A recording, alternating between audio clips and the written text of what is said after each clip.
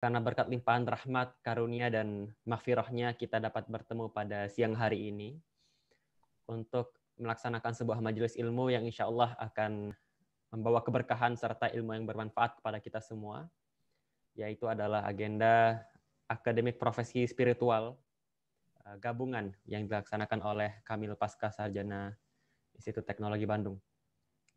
Dan yang kedua, semoga salawat serta salam semoga senantiasa tercurahkan kepada junjungan kita, tauladan kita, Nabi Allah Muhammad Sallallahu Alaihi Wasallam.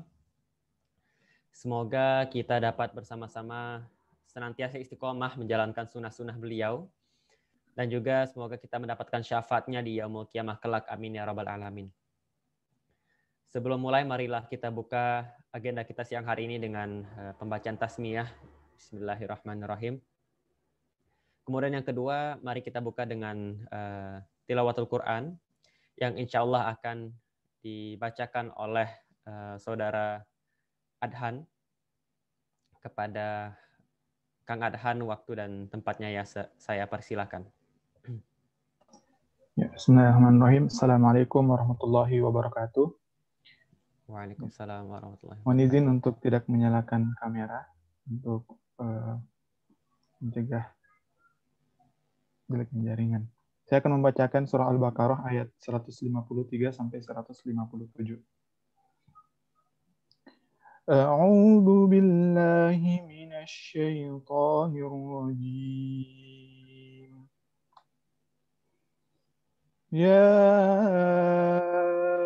ayyuhalladzina amanu ista'inu bis-sabri was-salah. Innallaha ma'as sabirin. Wala taqulu liman yuqtalu fi sabilillahi amwat bal ahya'un walakin la tash'urun. وَلَنَبْلُوَنَّكُمْ بِشَيْءٍ مِّنَ الْخَوْفِ وَالْجُوعِ وَنَقْصٍ مِّنَ الْأَمْوَالِ وَالْأَنفُسِ وَالثَّمَرَاتِ وَبَشِّرِ الصَّابِرِينَ الَّذِينَ إِذَا أَصَابَتْهُم مُّصِيبَةٌ قالوا إنا لله وإنا إليه راجعون أولئك عليهم صلوات من ربهم ورحمة وأولئك هم المهتدون. السلام عليكم ورحمة الله وبركاته. Waalaikumsalam warahmatullahi wabarakatuh. Baik, jazakallah khairan kasiron kepada saudara Adhan atas pembacaan tilawah Al-Quran. Semoga dapat menambah keberkahan bagi agenda kita siang hari ini. Baik, teman-teman sekalian, kepada seluruh peserta dari APS Gabungan, saya mengucapkan selamat datang dan selamat bergabung kepada teman-teman semua. Insya Allah pada kesempatan agenda APS Gabungan pada siang hari ini, kita akan mendiskusikan atau mendengarkan sebuah materi yang sepertinya sangat menarik sekali, ya, yaitu adalah mengenai arsitektur Masjid Salman ITB sebagai tonggak arsitektur masjid modern di Indonesia. Kemudian insya Allah kita akan dibersamai oleh Dr. Bambang Setiabudi, STMT. Ini beliau adalah salah satu dosen saya, ya, karena kebetulan beliau adalah dosen SHPPK ITB di arsitektur pada khususnya. Dan insya Allah akan kita diskusikan bersama beliau mengenai topik yang tadi saya sempat sampaikan, yaitu mengenai arsitektur Masjid Salman ITB sebagai tonggak arsitektur masjid modern di Indonesia. Barangkali saya sebagai seorang mahasiswa arsitektur tentunya memiliki ketertarikan khusus kepada materi ini, karena memang yang saya ketahui Masjid Salman ITB ya, sudah sangat terkenal sekali, ya, baik itu secara desain arsitekturnya maupun mengenai program-program yang dilaksanakan. Jadi tentunya kita sebagai mahasiswa ITB khususnya memiliki kebanggaan sendiri ya terhadap Masjid Salman ini gitu. Namun saya rasa materi ini tidak hanya menjadi materi yang sangat menarik bagi mahasiswa atau yang berprofesi di arsitektur, namun karena masjid itu adalah sebagai pusat peradaban bagi umat Islam, ya tentunya materi ini akan menjadi materi yang sangat menarik bagi kita semua, insya Allah gitu. Baik, mungkin demikian sedikit pengantar dari saya mengenai materi dan pembicara kita pada siang hari ini. Dan alangkah baiknya waktu yang kita miliki kita manfaatkan, maksimalkan untuk Ustadz Bambang serta materi yang ingin beliau sampaikan. Maka tanpa berpanjang lebar, saya persilahkan Ustadz Bambang untuk bisa memaparkan atau menyampaikan materi kepada kita semua, kepada Ustadz Bambang Setiabudi, STMT, waktu dan tempatnya saya persilahkan. Tafadhol Ustadz. Baik, Bangga. Bismillahirrahmanirrahim. Assalamualaikum warahmatullahi wabarakatuh. Waalaikumsalam warahmatullahi wabarakatuh. Alhamdulillah, nahmaduhu wa nasta'inuhu wa nastaghfiruh wa natubu ilaih. Wa na'udzu billahi min syururi anfusina wa min sayyiati a'malina may yahdihillahu fala mudilla lahu wa may yudlil fala hadiya lahu. Asyhadu an la ilaha illallah wa la syarika lahu. Asyhadu anna Muhammadan abduhu wa rasuluhu la nabiyya ba'dahu. Allahumma shalli wa sallim ala sayyidina Muhammad wa ala alihi wasallam. Rekan-rekan, sahabat-sahabat, juga mungkin adik-adik ya, kalau saya sebut mungkin ya. Ya, mungkin saya dulu waktu masih S2 juga ya ikut-ikut Kamil. Tapi dulu namanya apa ya? Apa Kamil ya? Lupa saya. Impas ya, Impas kalau nggak salah. Ya, ya. Impas mungkin. Ya. Alhamdulillah ya, mungkin kalau lihat perkembangannya mungkin semakin maju ya secara organisasi ya. Nah, saya mungkin tidak akan panjang lebar dari pengantar, tapi kemarin tuh saya memang diminta ini, terus saya pikir apa ya materinya. Tadi saya masih berpikir saya materi apa ya ini, gak pikir gitu. Ada beberapa materi yang mungkin agak populer gitu, karena dimintanya populer gitu, cukup populer karena pendengarnya bukan hanya dari arsitektur ya. Tapi memang sebetulnya arsitektur tuh materi apa aja sebetulnya bisa populer, bisa, karena arsitektur tuh sangat dekat dengan kita, sangat dekat dengan manusia itu. Jadi mau materi yang berat atau artinya tuh dalam sebuah materi di jurnal sekalipun, itu kalau dibaca oleh bukan yang arsitek masih enak aja.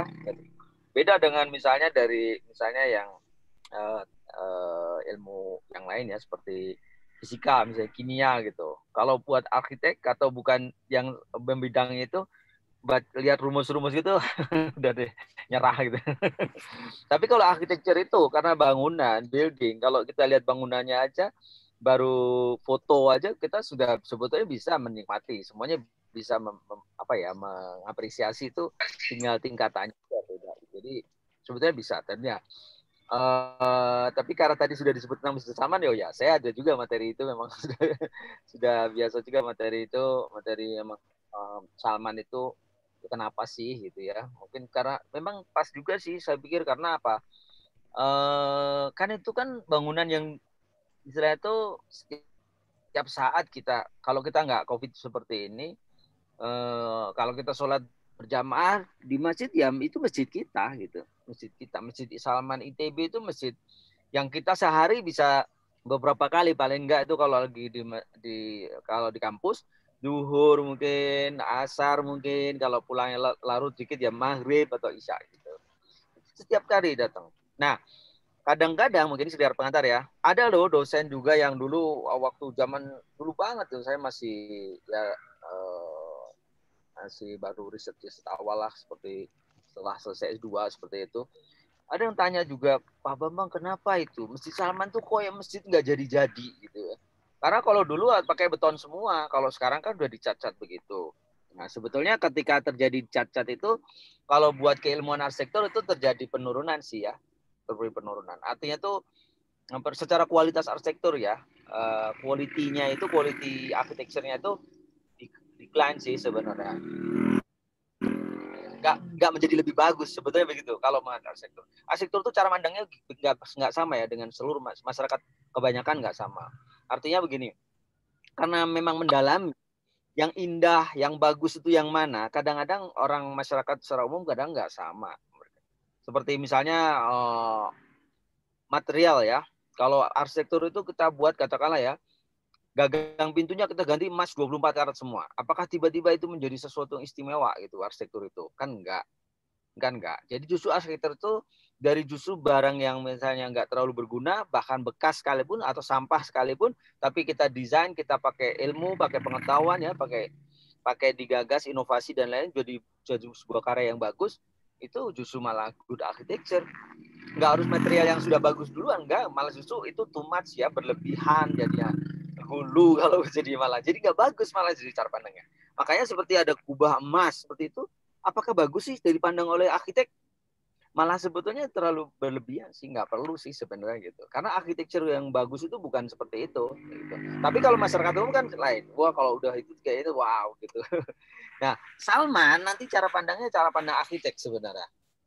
Walaupun tentu saja kalau segala sesuatu kalau diserahkan pada ilmunya, pada yang berpengetahuan, itu tingkatannya pasti lebih baik, pasti lebih bagus. Jadi melihat itu dari sisi mana gitu. Karena mereka punya pengetahuannya sehingga menilainya bagaimana. Masjid Salman itu sebetulnya secara kualitas arsitekturnya itu sebetulnya luar biasa. Artinya tuh seperti menjadi tonggak ya, memang betul-betul tonggak untuk arsitektur kontemporer lah, untuk masjid gitu. Kenapa Islam memang bebas ya. Gimana sih Islam sih sebetulnya kalau mendesain masjid ya, mungkin itu jadi nanti kita bisa diskusi ya. Nah saya coba share yang materi itu ya. Saya izin share ya. Sebentar.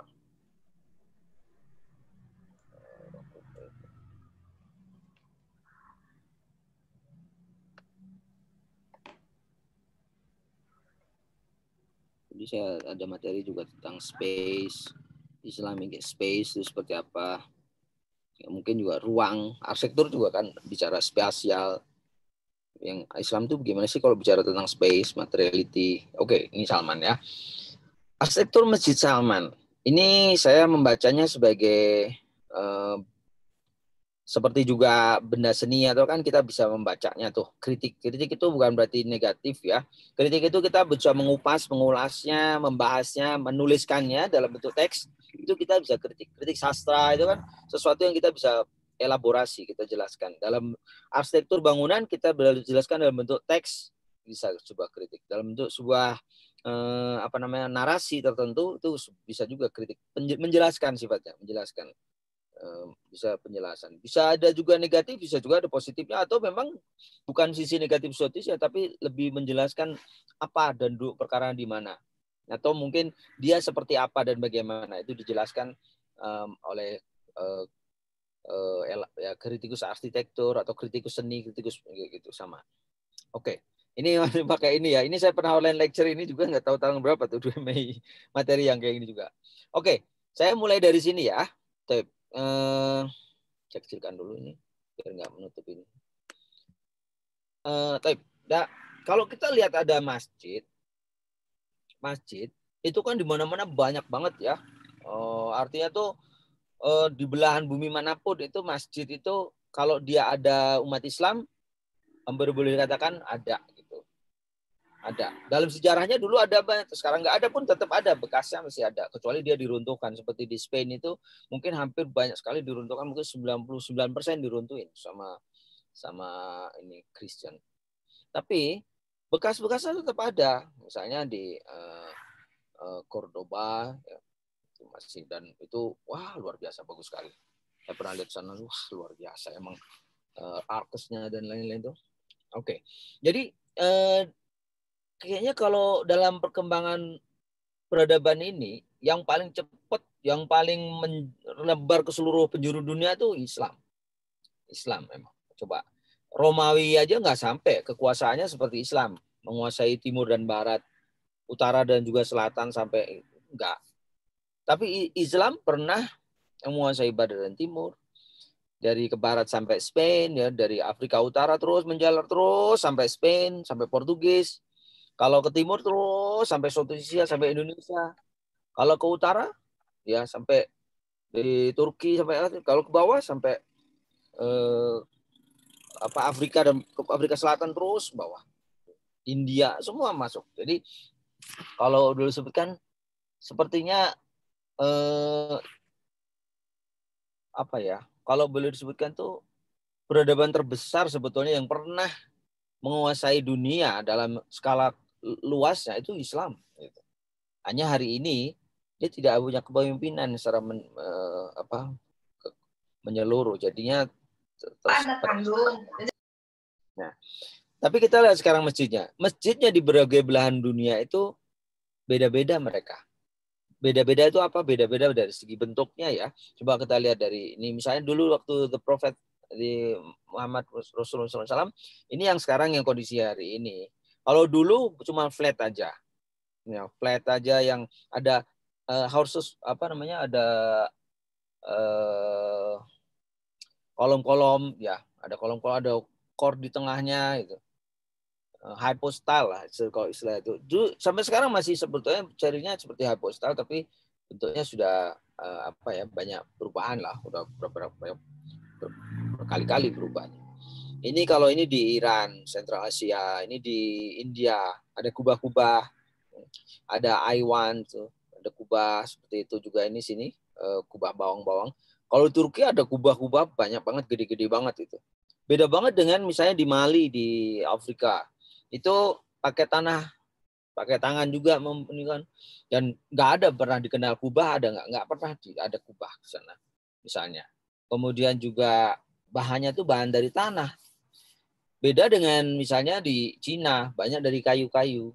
Kalau di Cina yang agak ke arah Sentral Asia, dia pakai bata karena ada hubungannya dengan Iran dan Sentral Asia itu. Daerah dekat-dekat sana, Iran, juga Irak. Ini banyak pakai bata di sana. Makanya waktu kejayaan di Abbasiyah itu bata luar biasa dipakai, banyak banget. Jadi kalau dalam sejarah peradaban tuh material bata menjadi material yang salah satu yang nggak mungkin kalau itu tidak dibahas dalam perkembangan arsitektur bata itu di Abbasiyah. Nah, ternyata di Indonesia ini atau Southeast Asia lah, bukan hanya Indonesia, Nusantara ini di Southeast Asia itu ada bangunan masjid yang bentuknya atap tumpuk, central pyramidal roof ya, atap tumpuk dan dia memusat di tengah. Terus ada soko guru kalau di Jawa, kalau di Sumatera ada soko tengah satu, terus ada bahan-bahan pendopo. Ini kira-kira dari mana nanti ya kira-kira gitu? Dari mana nih? Ini sekedar latar belakangnya. Ini masjid ini bentuk-bentuk seperti ini itu boleh disebutkan hampir 5 abad di Nusantara ini. Dia mau di Jawa, mau di Sumatera, mau di Kalimantan, Sulawesi, ya, Ternate, Tidore, sampai juga Patani di Malaysia, Brunei, itu atap tumpuk, piramidal. Sebentar. Nah, kalau kita ada satu buku yang itu ditulis oleh Martin Frischmann. Martin Frischmann dia mengkategorisikan tipologi bentuk-bentuk masjid di seluruh dunia dibagi menjadi 7 kurang lebihnya katanya. Ya sebetulnya cuman mengeneralisir sebetulnya, mensimplifikasi sebuah tipologi. Kalau di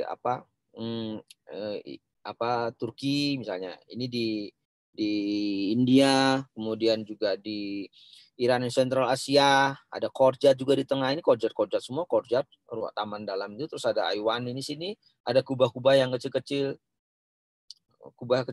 Nah, kalau ke arah Afrika ini nggak ada, ke arah Arab sendiri nggak ada, sebetulnya nggak ada gitu ya. Tapi ada dia courtyard dan juga kolom banyak di dalamnya. Cina beda lagi. Ini kita. Selama 5 abad kurang lebih itu bentuknya begini. Pyramidal roof. Nah, pyramidal roof. Nah, ini Masjid Agung misalnya. Masjid Agung Demak misalnya. Ini potongannya, ini juga ini sketnya, ini tampaknya. Ini Sokolom Soko Guru 4 ini wali dulu katanya yang mendirikan. ada satu wali yang agak terlambat itu Sunan Kalijogo dan seterusnya di mau dongeng ya. Nah, kalau Banten misalnya, ini Banten tahun berapa aja, 1846 ini foto-foto lama ya, foto-foto dikumpulin berubahnya kayak gimana. Ini atap tumpuk, cuman beda aja dikit, paling ada crown-nya ini kayak gitu, atap tumpuk, kemudian depannya pendopo, itu wajar banget, biasa gitu, mentradisi istilahnya tuh. Arsitektur yang mentradisi atau tradisi dalam arsitektur khususnya masjid di Nusantara atau di Jawa dan di Sumatera dan lain, semuanya di Nusantara ini. Ini kalau waktu nanti di keraton-keraton juga gitu, di Keraton Solo, Keraton Jogja, bahkan yang mendesain orang Belanda sekalipun, Thomas Carsten ini juga karena dia mempelajari arsitektur Indonesia, arsitektur Jawa, arsitektur masjid di wilayah di sini Hindia Belanda mereka menyebutkan, membangun masjidnya juga mendesainnya kayak ya masjid Jawa pada umumnya. Mangkunegaran ini, Mangkunegaran. Ini masjid ini di Solo, ini Jogja, ini Solo. Nah, ini yang nanti masjid-masjid di abad 19 di Jawa aja yang mereka kan ada BOW kolonial itu, ada BOW itu seperti kantor PU ya hari ini. Mereka mensupervisi juga pembangunan masjid di wilayah khususnya yang dilalui Grosbos waktu itu di apa namanya di ada ke alun-alun di samping baratnya alun-alun itu semua dipakai ya atap tumpuk semua walaupun dengan proporsi yang beda-beda. Tapi elemen-elemennya ini elemen kelihatan Eropa seperti tiangnya kadang-kadang Dorian ya. Terutama Dorian sih. Terus ada Korintian mungkin tapi langka. Nah, kalau di berbeda lainnya di Ternate juga atapnya tumpuk walaupun proporsinya beda.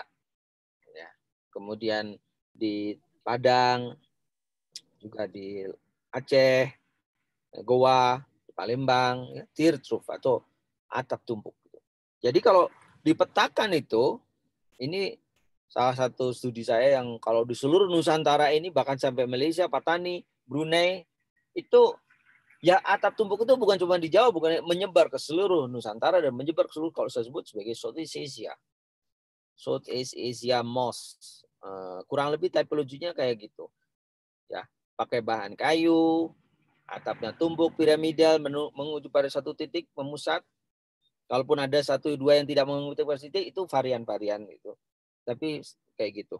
Nah ini di sini, tropis lembab dan banyak kayu ya di sini memang wajar banget sih. Oke, ini sampai di sini nanti sebetulnya dari mana sih kalau ditelusuri lebih jauh itu, kalau ada research itu kira-kira bagaimana ya? Saya punya paper di jurnal internasional waktu itu untuk pertama kali saya punya paper jurnal internasional Q1 di JABI namanya, Jurnal Asian Architecture Building Engineering. Cari aja kalau misalnya ini di Google Scholar, diketik aja nama saya atau Masjid Jawa gitu, Javanese Mosque saya benar bahasa Inggris, Javanese Mosque. Nanti ada paper review tentang the origin of Javanese Mosque. Dari mana sih asal usulnya ini? Kira-kira tertumbuh. Nah, ini kalau saya temukan itu ada relief di Borobudur. Itu Great Hall, sebuah bangunan besar. Bahkan 2 lantai. Itu diceritanya di sana waktu itu ada pelaut-pelaut yang ditangkap dan kemudian mereka lagi berebut makan. Di sini ditangkap lah gitu. Yang di atasnya pemimpin-pemimpinnya itu. Ada narasi, ada ceritanya ini. Atap tumpuk yang lain banyak, cuman kalau ini atapnya kan walaupun tumpuk tapi strukturnya kecil. Jadi ada pertanyaan juga. Piper bilang ini dari sini, dari Jawa nih, dan di candi-candi, Candi Jago ini misalnya ada. Tapi kan strukturnya kecil. Ini Hindu. Dia betul Hindu. Atap tumpuk ini sudah biasa dipakai di Hindu.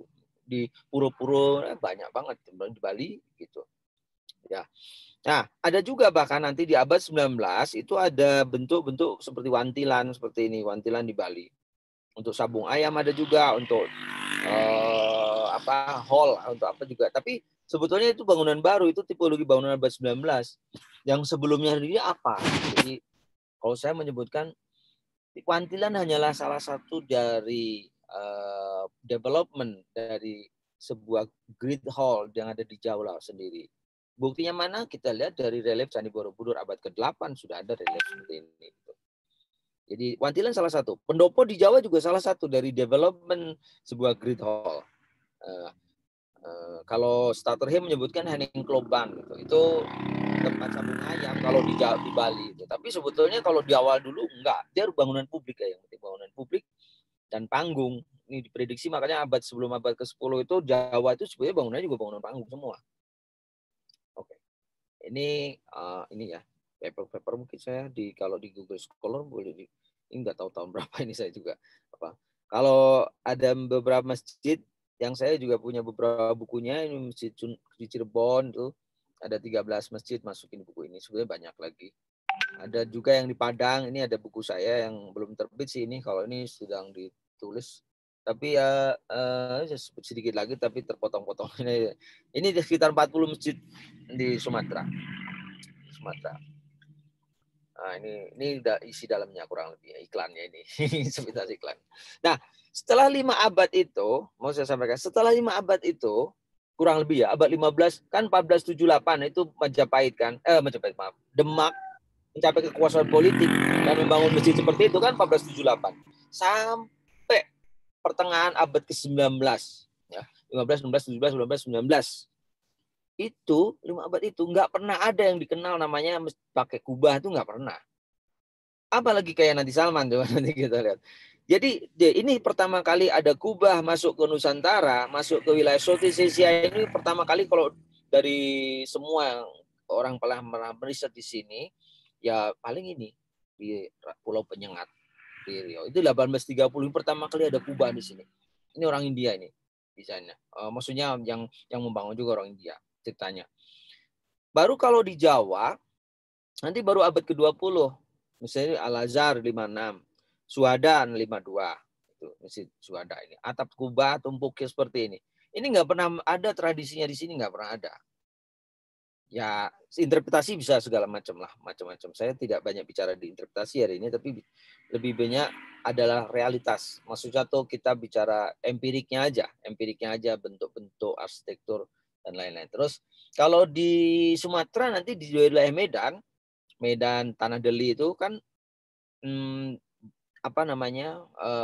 Belanda juga sangat kuat di sana tuh, malah kerjasama sama Sultan Deli, membangun masjidnya, membangun keratonnya dan lain itu sama orang Belanda semua itu, ya. Mereka join karena sudah masuk politik etis, politik juga terbuka dulu, mereka mau investasi juga, kemudian juga karena kan gini, kalau di luar Jawa itu beda penanganannya mereka dengan di Jawa. Kalau Jawa tuh sampai perang 1820-an itu perang Diponegoro habis-habisan terus. Setelah itu baru mereka membangun kota-kota karena sudah tidak ada lagi lah istilahnya tuh yang memberontak tuh nggak ada. Tapi kalau di Sumatera masih ada terus, di Aceh itu sampai awal abad 20 masih terus-terusan. Cuma kalau Medan beda. Tanah Deli beda. Tanah Deli itu mereka sultan kerjasama, hanya beberapa keturunannya itu yang mereka tetap menentang, sehingga mereka bangunan masjidnya nggak seperti yang lain. Yang lainnya semua pakai kubah, itu karena Belanda sebenarnya. Nah ini semua di wilayah Tanah Deli banyak banget, itu juga ada sekitar 5-6, termasuk Malaysia pakai kubah seperti ini. Ini Belanda yang meng-approach tuh. Ada satu sultan yang keturunan di Tanah Deli yang dia menentang keras. Saya nggak mau masjid kita seperti mereka. Gitu. Kita bangun masjid atap tumpuk aja. Gitu. Ada satu. Nah, karena sudah saking masyarakat kita kan latah gitu. Wah, kayaknya tuh masjid itu kalau kubah itu ada sesuatu yang baru, atau juga mungkin di mana-mana jadi pada masjid itu kubah. Padahal kalau kita tarik sejarahnya tadi tuh, kita nggak kenal itu. Tapi hari ini masyarakat yang secara umum populer banget. Kalau masjid belum ada kubahnya, belum masjid gitu. Sehingga sampai apapun atap tumpuk aja kita beli kubah di pinggir jalan, itu biasa kita di sini. Itu cuma fenomena di kita aja. Di Nusantara ini, di Indonesia ini, kubah-kubah dijual di pinggir jalan untuk menandai bahwa itu adalah bangunan masjid. Kalau perlu muter tuh, gitu. Itu fenomena ya masyarakat umum kita kayak gini, yang sebetulnya ya ikut-ikut lah, dasarnya seperti apa sebenarnya nggak ada dasarnya sih secara khusus. Cuman melihat ada masjid pakai kubah di sini. Oke, lanjut. Tapi Soeharto ini sebetulnya ada loh, arsitektur itu selalu berhubungan. Arsitektur itu hadir tidak pernah dia berdiri sendiri kecuali dia ada background yang mengelilingnya. Ada politik, sosial, budaya, ekonomi itu semuanya mempengaruhi. Nah, berbicara politik tadi kan kaitan ada Kubah yang di approach oleh Belanda itu keurusan politik. Yang menentang Belanda dia nggak mau kayak gitu. Nah, waktu Soeharto dia waktu itu menginisiasi sebuah pembangunan masjid yang itu sekitar 420 masjid di seluruh Indonesia ini namanya Masjid Pancasila, Masjid Amal Bakti Muslim Pancasila itu dari uang-uang yang ditarik dari pegawai negeri itu. Masjid Amal itu 400 dan itu disebar di seluruh Indonesia dengan bentuk yang sama, prefabricated gitu. Di prefabricated. Jadi didesain dari awal sebenarnya tinggal pasang, bentuknya sama, ukurannya sama. Makanya waktu itu desainernya atapnya tumpuk 2. Terus kira-kira gitu Soeharto. Atap masjid itu harus 3, itu seperti Masjid Agung 3. Nah itu karena kekuatan politik ya. Berbeda dengan Soekarno. Kalau Soekarno lebih cenderung nanti kubah. Termasuk Suhada ini yang meresmikan siapa? Soekarno. Yang Al-Azhar ini Soekarno juga. Terus bahkan masjid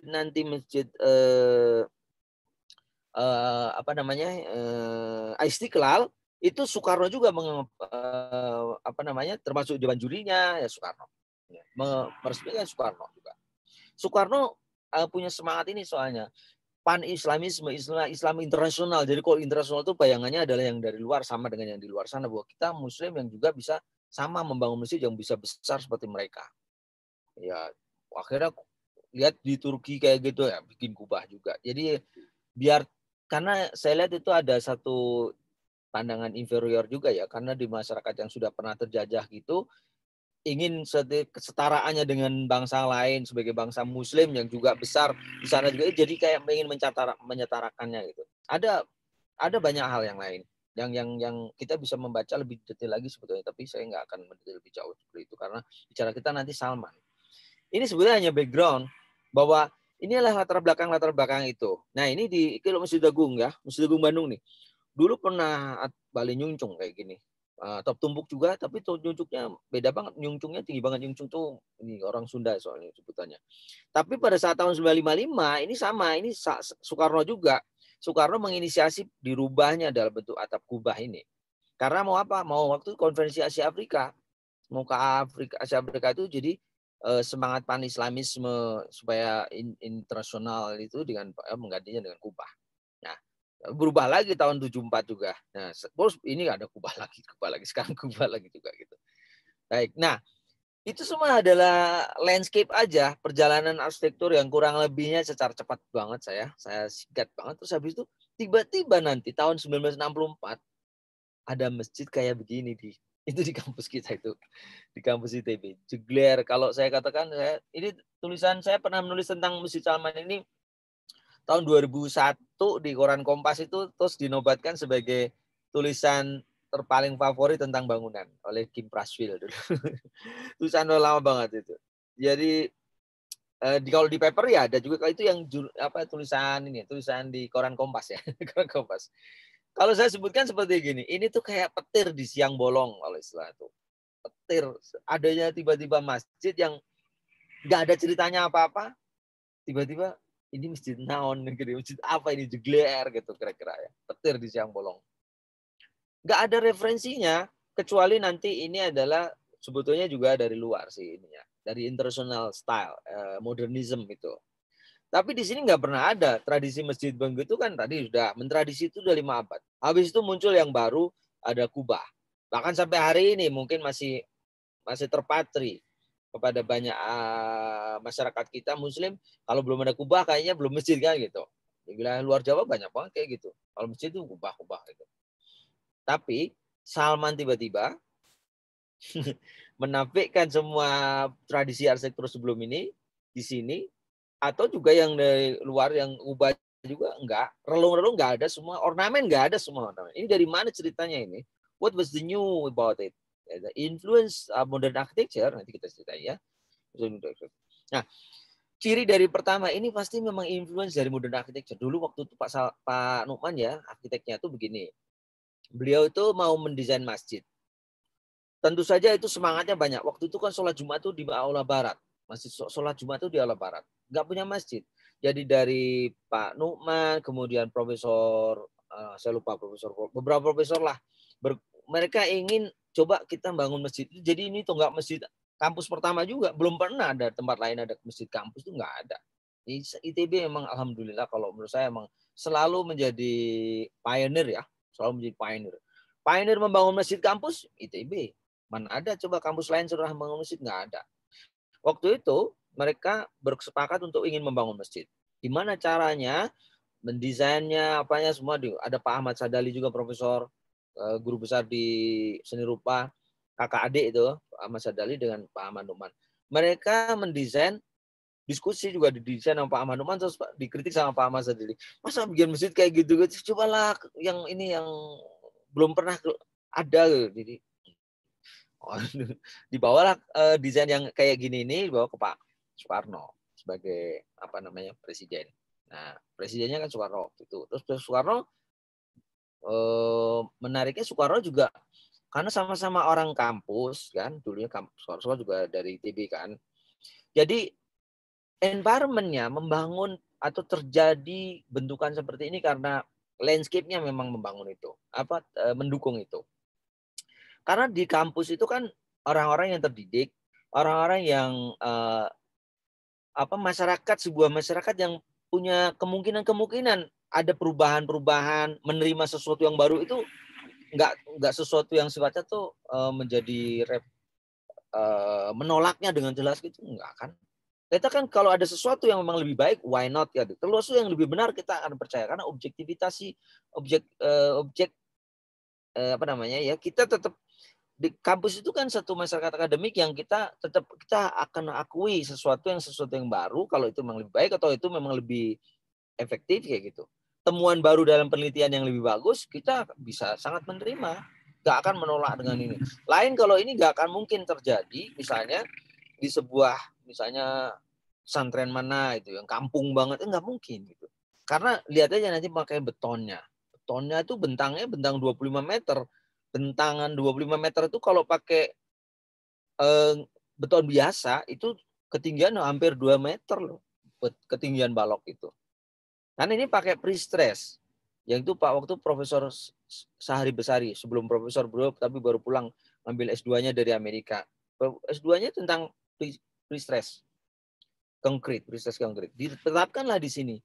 Jadi environment semua mendukung. Mau secara politik Pak Soekarno, juga gagasan modernisme dari arsiteknya termasuk juga Pak Ahmad Sadali yang memang waktu itu gelombang modernisme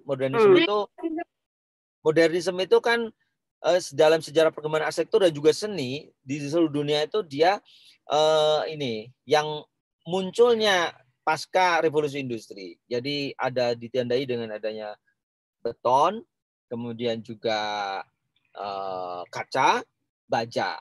Produksi revolusi industri itu menyebabkan perubahan-perubahan juga pasti dalam sisi arsitektur pasti, karena itu nggak bisa lepas. Karena orang jadi kemudian nggak perlulah urusin soal sejarah itu bagaimana.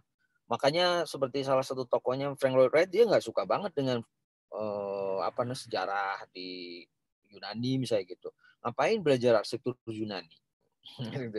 Kita modern itu apa sih? Arsitektur modern itu dia bukan hanya style tapi juga gerakan, dia movement. Dia berangkat banyak dari Bauhaus University di Jerman.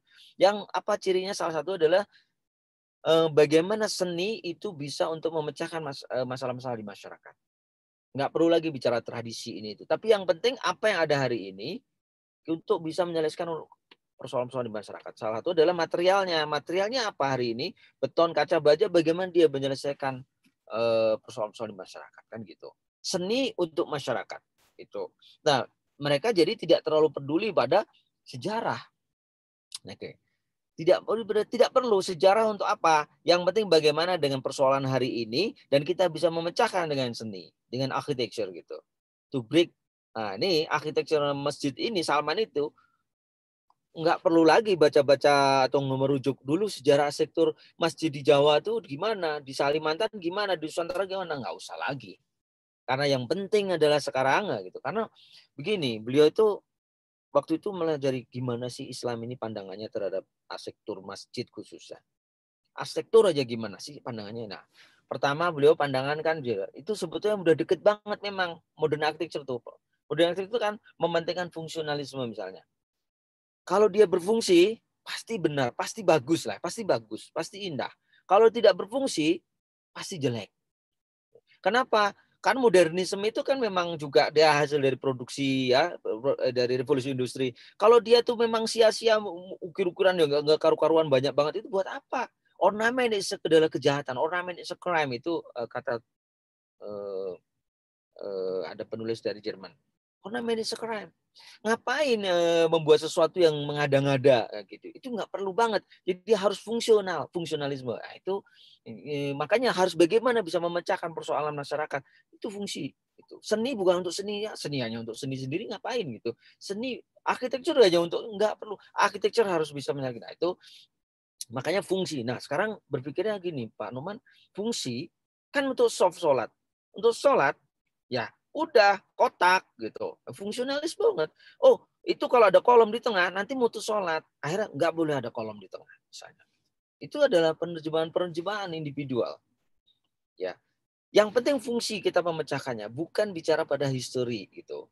Makanya to break the most architectural tradition, nggak ada urusannya juga dengan kubah kira-kira, nggak ada urusannya dengan atap tumpuk, nggak ada urusannya dengan bahan, nggak ada urusannya dengan itu. Yang penting sekarang apa? Nah, bahan beton dari mana? Bahan beton waktu itu kan beton juga banyak dan ada yang nyumbang semen lebih dari sekitar 500 sak waktu itu awal-awal itu. Jadi udahlah memang juga harus beton gitu. Nah, beton. Jadi awal-awal ke sana. Jadi the break most architectural tradition, matahin semuanya nggak ada. Jadi makanya kok jadi tiba-tiba aneh banget tiba-tiba ada masjid kayak gitu. Rejection historical style as source of physical form.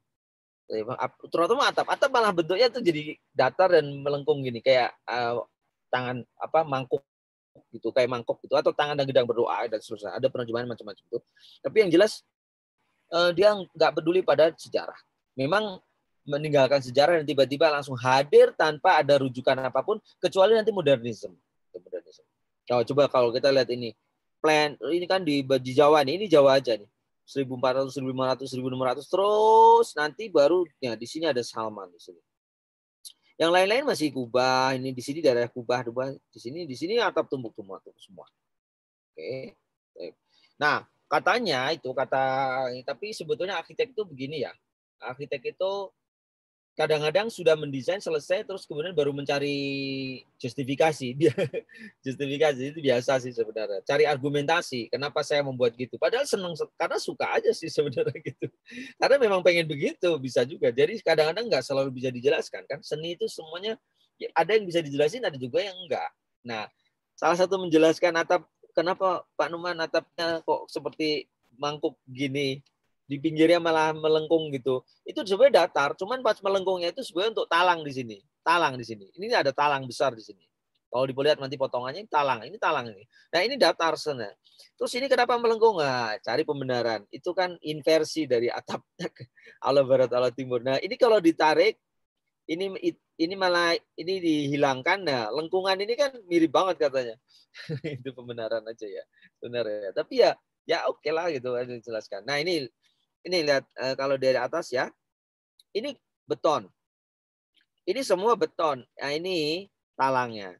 Talang besar banget. Nanti dia ditarik ke sini, dia airnya ngalir ke sini, ngalir ke sini. Ini talang besar. Talang besar. Nah, nggak ada kolom di tengah. Karena prinsipnya fungsionalisme.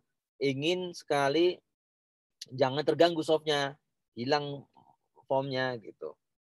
Makanya fungsional, logic, plan, space, structure, form, follow, function gitu. Di sini ada untuk persiapan gudang, mihrab.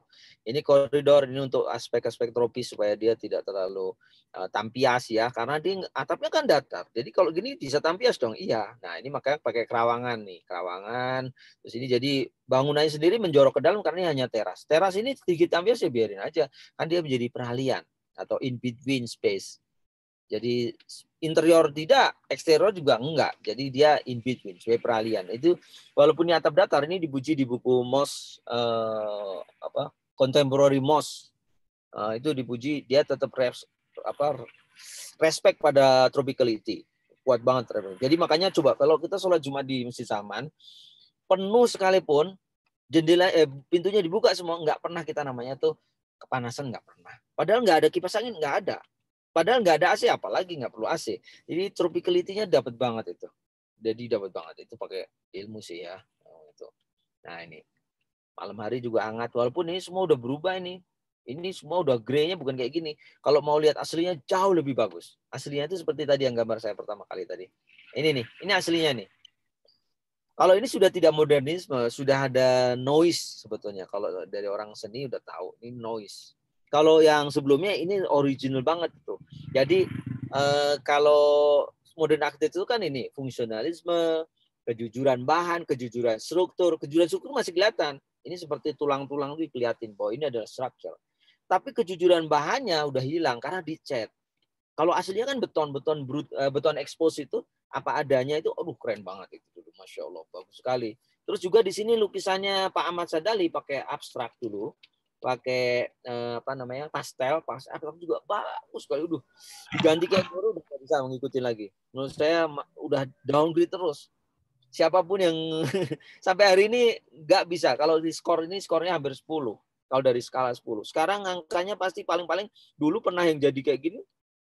Jatuh paling tinggal 5 kalau kita menilai seni itu 5 atau 6, paling 7.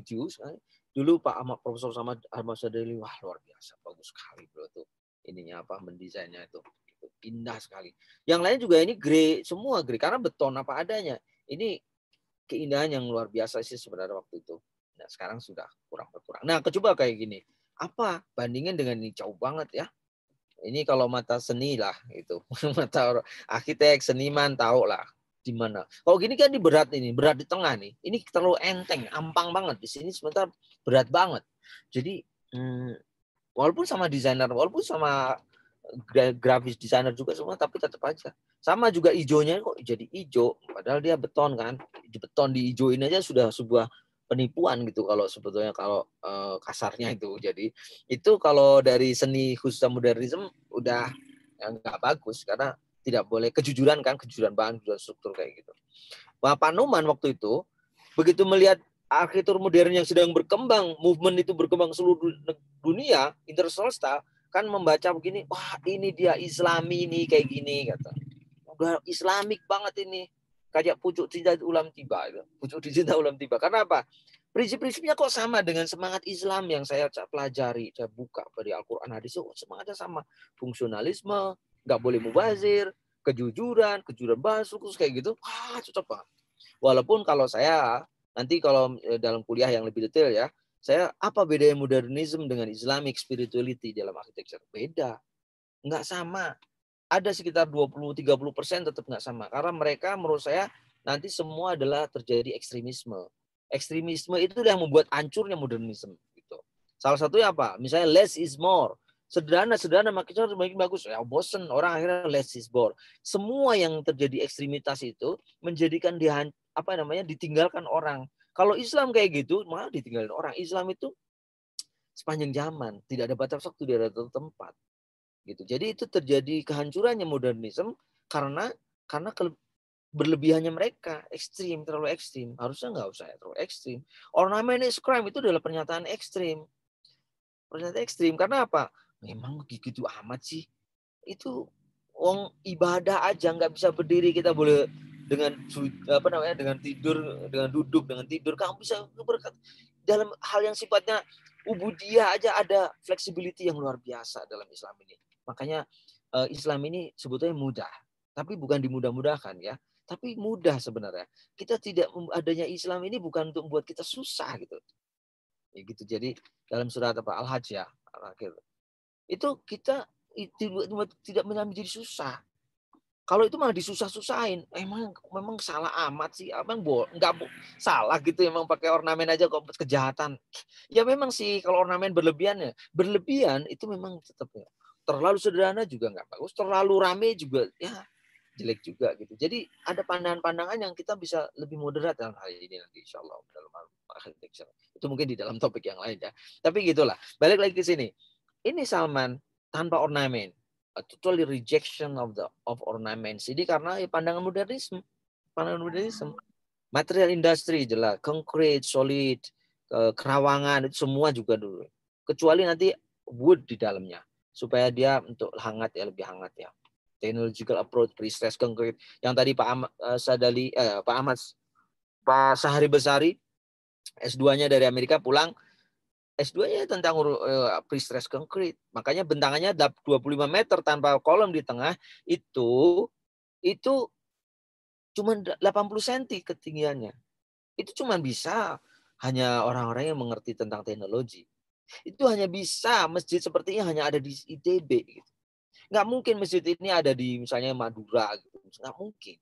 Atau di pedalaman Papua kan nggak mungkin gitu. Itu terlalu mustahil. Jadi memang hadirnya sebuah arsitektur karena adalah terbelakang yang memungkinkan dan di sana lah ada Salman lah ternyata memang menjadi salah satu tonggak penting karena teknologi, karena ini, karena itu dan juga masjidnya di kampus itu sendiri yang belum pernah ada di seluruh Indonesia ini ada masjid di kampus itu. Ini dan itu alhamdulillah itu kampus kita ITB yang memang baik dari segi masjidnya, baik juga dari segi arsitekturnya itu memang menjadi apa ya trendsetter ya, menjadi tonggak ya dalam perkembangan arsitektur juga gitu. Oke, dan lanjut ya. Climate tropical pun tadi sudah saya sebutkan. Cross ventilation-nya luar biasa, almost hampir sempurna lah. Kalau kita sholat Masjid Salman, sholat Jumatan penuh sekalipun nggak pernah yang namanya mungkin gerah gitu loh, panas kipas-kipas itu jarang banget. Juga talangnya karena fungsionalisme talangnya itu sebetulnya didesain bagus. Ini seperti punyanya Korbu persis itu seperti ini nggak persis banget lah ya 11-12 lah 11-12 Korbu di Roncam itu. Ya karena terjadi modernisme itu kan terjadi perkawinan antara keindahan dengan fungsional itu. Kalau berfungsi pasti indah. Kalau indah itu harus berfungsi. Kalau tidak berfungsi mubazir ya jelek itu pasti buruk. Ya. Aesthetic lamp semua pakai lampu-lampu yang sebetulnya itu lampunya itu illumination gitu. Jadi lampunya nggak kelihatan tapi efeknya yang dilihatin. Semua sebetulnya gitu prinsipnya. Tapi kalau sekarang enggak, sekarang udah perubahan lampunya nongol-nongol. Pada itu prinsipnya enggak kayak gitu. Sebenarnya harusnya tuh lampunya aja itu didesain sedemikian rupa dia itu lampunya nggak kelihatan tapi efeknya yang kelihatan. Itu namanya cahaya illumination. Nah, bagus sih, bagus banget. Cuman kan ada mungkin, wah jadi gelap dong. Baca Qur'annya kurang kelihatan. Nah, karena lampu-lampunya diterangin dan lain-lain. Ya konsepnya sih nggak begitu sebenarnya gitu. Paling terang adalah di mihrab ini. Nah, ada satu karya di arsitektur yang itu sebetulnya gereja. Itu kan salah satunya adalah Roncam ini. Itu memang salah satu tokohnya di modernisme kan. Le Corbusier, Frank Lloyd Wright, kemudian Mies van der Rohe. Le Corbusier itu main beton, kalau Mies van der Rohe main baja. Kalau Frank Lloyd Wright main banyak organic nature. Nah, yang main beton ini mau nggak mau karena modernisme itu mendekati ke arah yang karya-karya juga mereka, Panuman juga terpengaruh banget dengan ini sebenarnya. Jadi bahkan kalau secara objeknya kita tidak harus langsung antipati, wah ini gereja gitu ya. Tapi arsitektur, kita bicara di arsitekturnya ini pakai beton brut. Ini di Salman, ini beton brut ini muncul lagi juga di sini. Beton brut ini kan sebetulnya beton yang bintik-bintik itu kalau kena sinar matahari itu jadi ada bayangan-bayangan kecil-kecil itu ya, bintik-bintik itu. Nah, ini kalau saya sebutkan ini ada ya. Kalau ini seperti feminim, volumetric, sculptural effect, masuk concrete brut, solid void-nya. Ini di interiornya didesain 6 tahun. Ini masterpiece juga untuk sebuah karya arsitektur ya. Kayaknya mungkin mahasiswa arsitektur nggak ada yang nggak kenal ini, nggak kenal ini nggak mungkin kayaknya. Seperti juga Falling Water misalnya gitu. Nah, kalau dibandingkan sepintas saja ya, ini seperti maskulinnya, ini feminimnya. Ya, ini masjid, ini gereja di Roncam di Prancis. Jadi ya atap lengkungnya mungkin ada dikit-dikit ya, ada terus kemudian beton brutnya. Cuma ini lebih maskulin karena lebih kokoh itu, strukturnya lebih dikeluarin. Kalau ini lebih meliuk-liuk, lebih feminin gitu ya, barangkali gitu. Nah, Kalau kita bandingkan dengan contemporary architecture di yang lain-lain di Indonesia ini, kalau ini pendekatan tradisional ke dalam kontemporernya, tapi dapat penghargaan. Justru sebetulnya kalau Islamic Spirit itu lebih dekat ke sini. Ini lebih dapat, ini penghargaan juga, ada penghargaan Aga Khan Award. Waktu itu karena apa? Tropicality-nya udah jelas, locality-nya dapat banget. Kalau Salman itu locality-nya sebetulnya nggak dapat. Ini nggak lokal sebetulnya, tapi inti international style nih. Ini international style, tapi bicara lokal enggak, ini enggak lokal. Karena ini ditaruh di mana aja masih bisa gitu. Kalau ini kelihatan ini tetap modernisme, cuman dia tetap berangkat dari tradisi. Dan itu malah justru sebetulnya kalau dikaitkan nanti dengan Islamic spirituality, termasuk juga penjurian di Aga Khan itu mendekati ke sana sih. Jadi malah justru harus bicara locality itu. Karena Islam itu memang ternyata nanti penyebarannya cepat banget. Dia sangat indah sekali. Bagaimana dia bertemu dengan semua kebudayaan lokal, termasuk architecture. Dia nggak menghabisi semua urusan architecture lokal, budaya lokal nggak, tapi dia menyerapnya, dan yang masih bisa nyambung dia kaitkannya hanya dihilangkan aja yang kira-kira akan bertentangan bisa gitu. Jadi Islam ya. Waktunya 5 menit lagi, Ustaz. Ya. Ini juga dikit lagi kok, ini tinggal dikit lagi. Jadi Islam itu merasuk dengan sangat lembut sebetulnya itu ke semua kebudayaan manapun, dan dia nanti tumbuh seperti dari buminya sendiri. Sebetulnya gitu. Kalau Salman itu walaupun memang tonggak penting dalam arsitektur masjid di Indonesia, tapi di sini, tapi sebetulnya dia tidak berangkat dari akar kita, gitu bedanya. Ya kita bisa memahami dengan baik ya dari perjalanan itu kemudian menjadi tonggak, tapi sebetulnya ya tidak 100% artinya tuh tidak serta-merta yang wah segala-galanya gitu, enggak, tapi tetap dalam hal tertentu itu sebetulnya akarnya tradisinya agak tercerabut karena memang nggak berangkat dari sini gitu. Nah ini juga tetap berangkat dari sini musola ini tetap ini juga berangkat dari sini, cuman apa ya ya bukan monumental sih sebetulnya karya yang gue tulis. Ini di Ujung Pandang ya Pak Numan juga, ini di Pusdai ya, Pusdai ini Pak Profesor Slamet Wirasonjaya itu sudah. Ini kubah di Jember, ini di Atin. Untuk pertama kali Pak Numan pakai kubah, tapi kubahnya pengen pakai enamel tuh yang ringan gitu.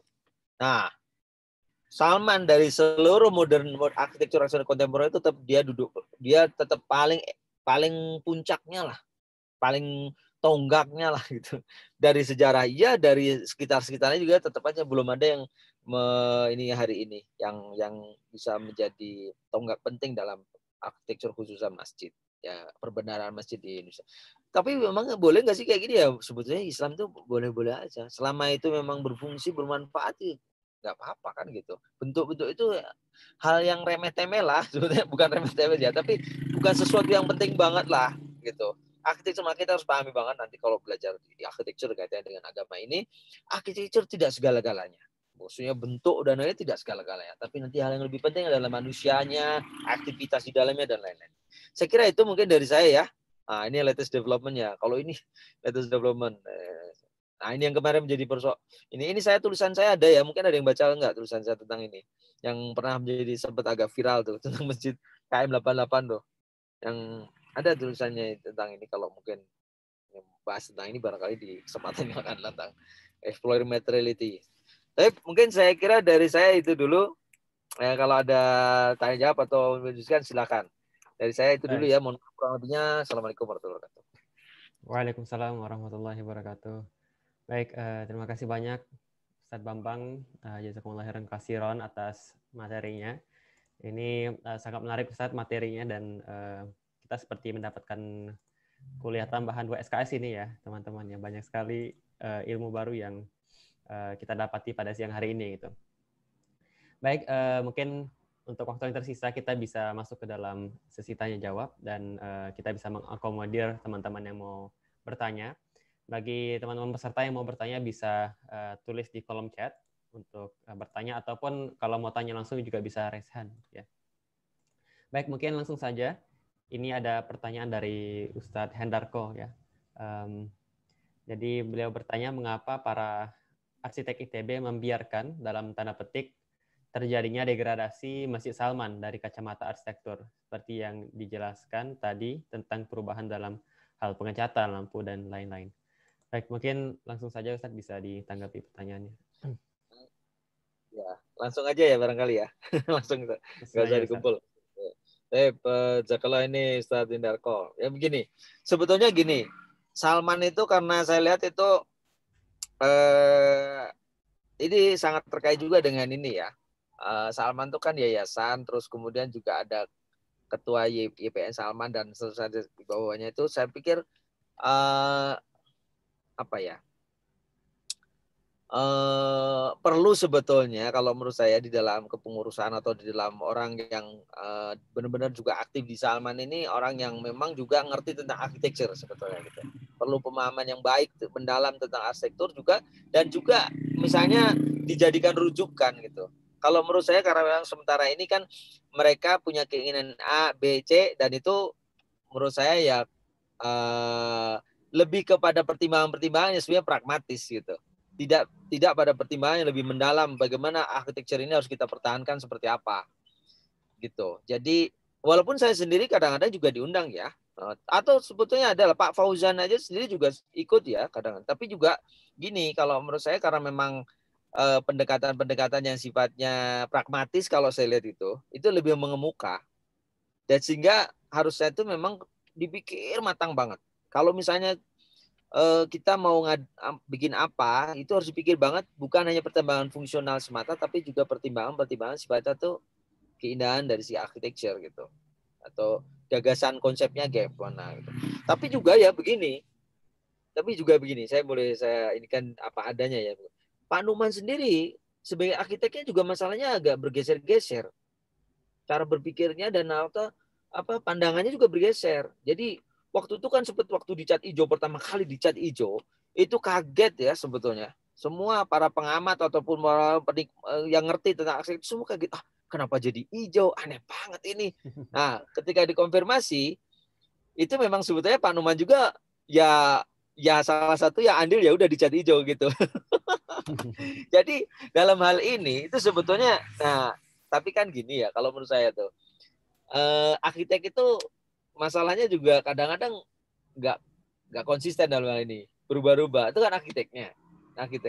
Kalau kita studi tentang seorang arsitek tertentu dari A sampai Z-nya, atau dalam masa-masa usianya, perjalanan usia awal-awal, di tengah, kemudian di akhir karya, itu di tengah itu seringkali juga berubah cara berpikirnya.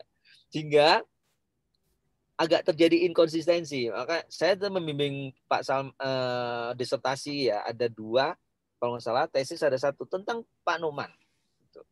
Disertasi tentang arsitek Ahmad Nu'man sama tesis Ahmad Nu'man atau Salman itu juga masuk dalam disertasi juga. Itu ada inkonsistensi dari arsiteknya sendiri itu terjadi. Jadi kalau saya tadi berpandangan gitu karena saya sebagai orang yang insya Allah saya memahami dari segi perkembangan sejarah seni, sejarah arsitektur, dan saya berpikir ini kalau sebetulnya kalau memang dari awal konsepnya gitu harusnya memang dipertahankan, itu keindahannya akan tetap terjadi dan itu menjadi spirit of the age atau semangat zamannya. Kalau nggak itu terjadi gradasi, iya pasti. Dan karena apa? Ada kebutuhan-kebutuhan yang sifatnya kemudian penyelesaiannya semuanya rata-rata ya, bukan semuanya, maaf, sebagiannya adalah pertimbangan pragmatis. Kalau seperti toilet ditambah itu kan fungsional, no problem banget. Karena itu tidak bicara soal seni, soal gagasan konsep arsitektur, lebih ke fungsional no problem. Tapi ketika dalam hal-hal yang menyentuh sifatnya tuh gagasan arsitektur, ruang dan bentuk, detail-detail itu bagusnya itu ada pandangan-pandangan yang memang lebih mengerti tentang arsitektur. Jadi serahkan juga memang pada yang memang lebih mengerti itu lebih ini atau dengerin pandangan-pandangannya sehingga akan tetap terjaga dengan bagus. Itu alhamdulillah juga saya kemarin tahun 2013 ya merestorasi Aula Barat Aula Timur itu kita harus belajar dulu bagaimana McLean Pond mendesain itu. Terus gitu sehingga kita mau mengubah atau nggak bisa jangan terlalu berani karena apa? Karena kita harus pahami dulu. Itu justru keindahannya akan tetap muncul karena dia menjadi semangat zamannya. Kalau kita tambah-tambah hari ini ada pintu dijebol dari sini, aduh itu mah sebetulnya bukan merawat bangunan tapi malah merusaknya itu. Rusaknya itu. Boleh kita itu sebetulnya mengembangkan, menambah itu boleh. Sebetulnya bukan berarti itu haram, bukan. Tapi kita harus hati-hati banget karena arsitektur itu memang tetap hidup. Cuman kata bagaimana kita menambah dan menguranginya itu tetap dengan pandangan yang lebih mendalam tentang bangunan itu, gitu yang penting. Nah, kalau Salman, kalau saya perhatikan ini untuk pandangan-pandangan yang lebih mengerti tentang arsitektur tuh kurang masuk sih gitu. Lebih kepada yang sifatnya tujuan-tujuan pragmatis semata kebanyakan. Termasuk bahkan arsiteknya dulu juga ya udah karena kemudian ini gitu gitu. Dan kemudian ya nyesel juga sih. Saya nyesel sebetulnya. Waktu dicat hijau, Pak kenapa dicat hijau? Ya biar mungkin itu sebenarnya hanyalah ngeles aja, jawaban ngeles. Setelah itu iya ya kayaknya lebih jelek. Ayo bisa dicat ulang lagi. Diulang lagi. Jadi orang sebetulnya memang sebaiknya itu dalam hal ini dengerin yang lain. Jadi tidak ini sendiri itu lebih bagus menurut saya. Terutama orang yang lebih paham, lebih mengerti tentang bidang itu paling bagus harus kita minta pendapatnya itu. Jadi kalau enggak itu yang terjadi ya secara tidak sadar kita mengurangi kualitas arsitekturnya gitu. Termasuk arsiteknya sendiri. Arsitek kan bisa aja dia sebetulnya ini ya berubah-ubah gitu masalahnya gitu. Ya itu mungkin ya Pak Enderko ya.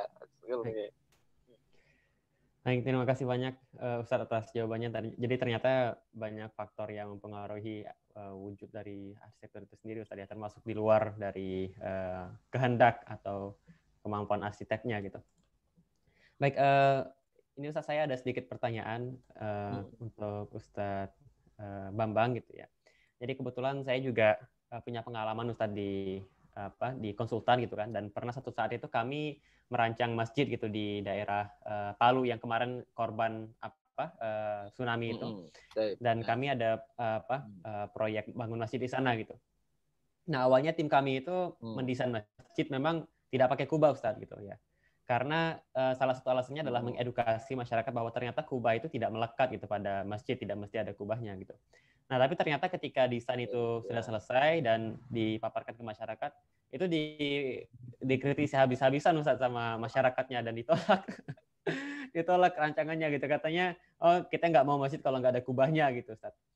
Nah jadi saya tadi merhatikan juga bahwa ternyata masjid itu ya memang beragam-ragam gitu ya. Kalau tadi di Cina itu ada mirip-mirip klonteng gitu ya. Kemudian di India juga ternyata kubahnya berbeda juga bentuknya meskipun sama-sama kubah gitu. Nah, jadi pertanyaan saya adalah sebenarnya ada atau tidak sih ya Ustadz prinsip-prinsip arsitektur Islam itu sendiri gitu ya, yang itu sebenarnya melekat dan tidak boleh diubah oleh masjid gitu ya. Jadi kan kalau misalkan kita dalam fikih itu barangkali ada sawabit, ada mutaghayyirat gitu. Nah, kira-kira sawabitnya masjid itu sebenarnya apa Ustadz yang sebenarnya tidak boleh kita ubah gitu ya? Ada satu misalnya orientasi itu pasti ke kiblat. Meleset dikit kalau kita udah ngerti tapi tetap meleset itu nggak bagus, tetap nggak bisa gitu, nggak bisa diterima. Kecuali kita nggak ngerti. Zaman dulu sunan-sunan wali-wali itu meleset banget, jadi arah ke barat ya zaman dulu mungkin teknologinya belum seperti sekarang. Kalau sekarang udah ada teknologi ya kita nggak boleh meleset. Itu yang tetap itu nggak boleh. Misalnya ya itu. Terus yang lainnya misalnya softnya harus lurus gitu. Nggak boleh melengkung-melengkung, nggak boleh bergeser miring, nggak bisa gitu. Itu yang benar-benar strict. Yang kayak gitu itu kan memang udah jelas strict banget. Tapi yang lain-lainnya seperti atapnya mau gimana, bahannya pakai apa, ruangnya bagaimana aja dulu ya, itu masih bisa. Itu sangat bergantung pada inilah kebutuhan-kebutuhan ya. Walaupun tetap ya betul softnya harus lurus, orientasi gitu. Tapi kalau atapnya misalnya saya mau pakai kubah, ya sebetulnya nggak apa-apa juga. Kita mau pakai atap tumpuk ya sebetulnya nggak apa-apa juga. Tapi kalau pandangan saya sebaiknya ini hanya sebetulnya makanya tidak ada keharusan syariah soalnya di dalam masjid itu. Tapi dia ada guidance yang mengarahkan sebaiknya bagaimana, itu ada dan banyak banget ya, banyak banget. Misalnya hal-hal yang fungsional ya udah jelas. Kalau kita mau jelas mungkin untuk pria wanita udah jelas. Sirkulasinya udah jelas juga. Walaupun terjadi cross ya apa boleh buat, Salman aja terjadi cross gitu. Tapi kalau bisa enggak lebih bagus. Zonanya jelas itu. Terus kalau kita kena hujan ya jangan sampai itu masih licin, glare itu karena kalau sampai terjadi mudarat atau terjadi misalnya musibah kepleset misalnya gitulah misalnya dia itu masuk nanti dalam la darura wala diroro, jangan membahayakan diri sendiri dan jangan membahayakan orang lain. Kalau sampai orang jatuh meninggal cilaka, itu arsiteknya salah betul kayak gitu. Jadi ini sebetulnya kalau itu dalam bahasan lain ya mungkin nanti jadi panjang lagi, satu kali kuliah lagi khusus masalah ini oke. Apa sih pandangan Islam dalam kaitannya dengan bagaimana kita membangun sebuah architecture ya dalam tip khusus mosque itu mungkin seperti apa, harusnya bagaimana, sebaiknya lah, bukan harusnya, karena tidak ada keharusan syariah kecuali yang sangat ini, dan itu sedikit. Sama seperti kaidah usul fikih ya, seperti kalau apa namanya apa ya ceritanya yang dalam hal ibadah ubudiyah, kalau tidak ada satu semua yang boleh kecuali yang dicontohkan gitu. Tapi kalau dalam muamalah, dalam hal masalah architecture ini, dalam itu semuanya sebenarnya boleh, kecuali yang dilarang aja. Jadi sangat sedikit yang nggak bolehnya itu sedikit, yang lainnya itu sebenarnya banyak yang bolehnya. Allah alam. Baik, terima kasih banyak Ustadz.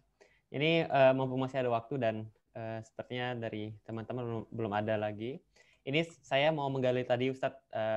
Jadi kan kalau misalkan dalam arsitektur Islam itu, jadi kalau misalkan dari penjelasan Ustadz terkait materi tadi gitu, saya berasumsi bahwa Ustadz Bambang ini melihat bahwa arsitektur Islam itu cenderung sesuai gitu dengan modernisme gitu ya.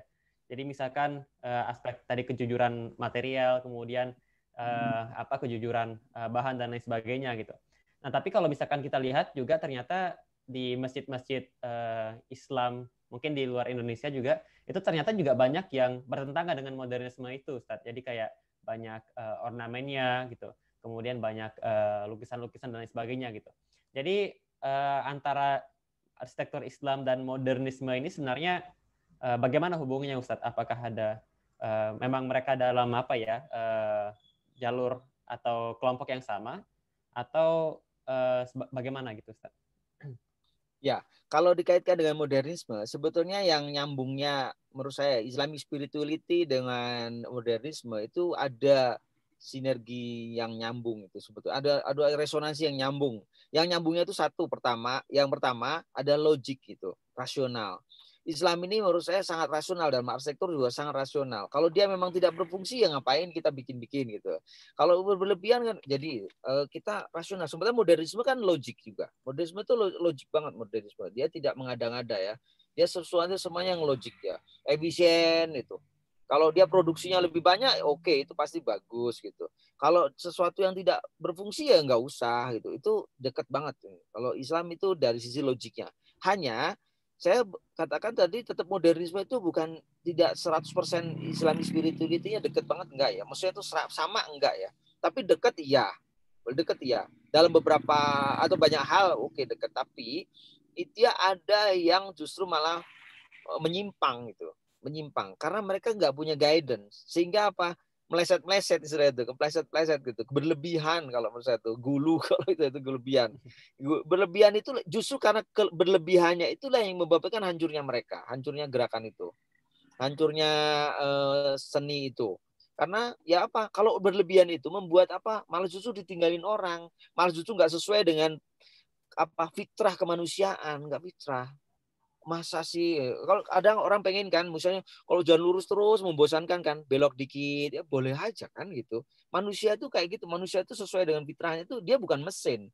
Jadi kalau misalnya oh ya dinamis gitu, oh ya kalau pengen ornamen ya kenapa tidak gitu. Tapi kalau ornamen banyak banget ya nek juga kan gitu. Atau clean semua. Nah kalau ini kan sampai disebutkan ornamen adalah sebuah kejahatan. Sebagaimana tato dapat tubuh manusia. Mengibaratkan gitu Adolphus itu. Itu kan ekstrim banget sih. Gitu. Masa ornamen aja kagak sampai dijahat kayak gitu. Itu terlalu berlebihan. Padahal orang kan fitrahnya tuh seneng dong. Pengen dong ada sesuatu yang diukir, indah gitu. Jadi menurut saya memang disinilah letak sebetulnya kalau kita mempelajari lebih mendalam lagi. Islam ini memang luar biasa, Masya Allah. Pandangannya terhadap arsitektur itu memang betul-betul nanti memang inilah yang paling cocok sampai akhir zaman. Tidak ada batas tempat, tidak ada batas waktu. Tapi kalau semua gerakan seni, keindahan, dan lain-lain itu semua ternyata mereka itu hanya berhenti di waktu-waktu tertentu. Kadang-kadang dipuji, kadang-kadang nanti caci maki.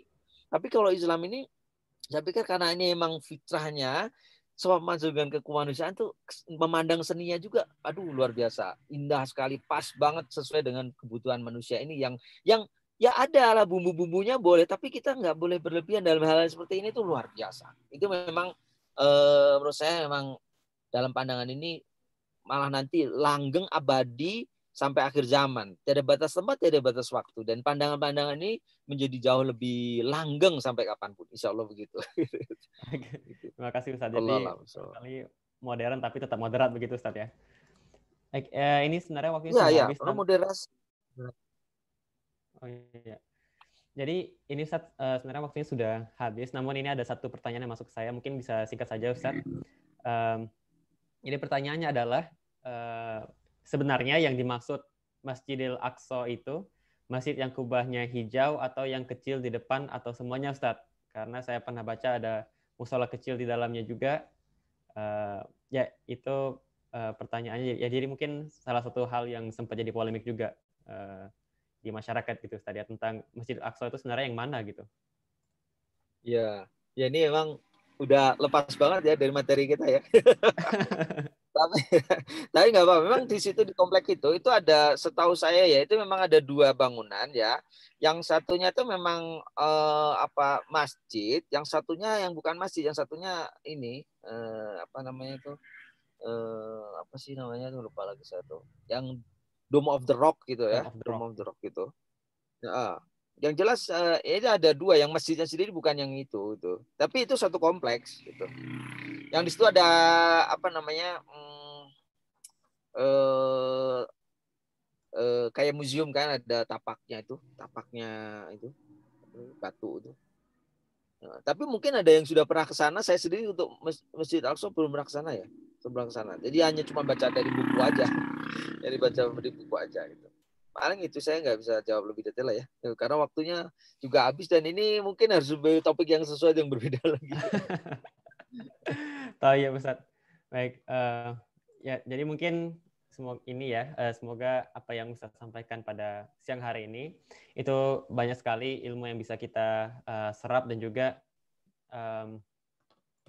menambah khazanah wawasan kita mengenai masjid-masjid terutama di Indonesia tadi, dan tentunya masjid sebagai pilar peradaban bagi Islam, dan juga kita tentunya terutama mungkin yang ikhwan ya, setiap hari ke masjid barangkali bisa menambah ilmu terkait pusat peribadahan kita tersebut gitu. Baik, karena waktu juga sudah hampir menjelang ibadah asar, maka sepertinya harus kita cukupkan untuk sesi APS gabungan kita pada sore hari ini. Ya. Pertama-tama saya ingin mengucapkan terima kasih banyak, jazakallahu khairan katsiran, kepada Ustadz Bambang yang sudah meluangkan waktunya, ya, sepertinya di tengah-tengah akhir pekan bersama keluarga, tapi masih menyempatkan untuk bisa membersamai dan memberikan kita ilmu siang hari ini, begitu. Dan kemudian kepada teman-teman semua, terima kasih banyak sudah membersamai dan juga mengikuti agenda kita siang hari ini. Ya. Dan insya Allah untuk agenda APS ini, APS gabungan akan kita lanjutkan di kemudian hari. Ya. Kemudian untuk menutup, saya juga ingin mengucapkan mohon maaf kepada terutama kepada Ustadz Bambang dan juga kepada teman-teman peserta semua, jika selama membawa acara terdapat kesalahan ataupun kekurangan. Ya. Dan semoga apa yang kita diskusikan pada siang hari ini ya bisa menjadi manfaat untuk kita semua. Baik, langsung saja sebagai penutup, mari kita tutup agenda kita dengan hamdalah, alhamdulillahirabbil alamin, dan kita sempurnakan dengan doa penutup majelis. Subhanakallahumma wa bihamdika asyhadu an la ilaha illa anta astaghfiruka wa atubu ilaik. Baik, demikian dari saya. Mohon maaf bila ada salah kata. Allahu a'lam bishawab. Wassalamualaikum warahmatullahi wabarakatuh.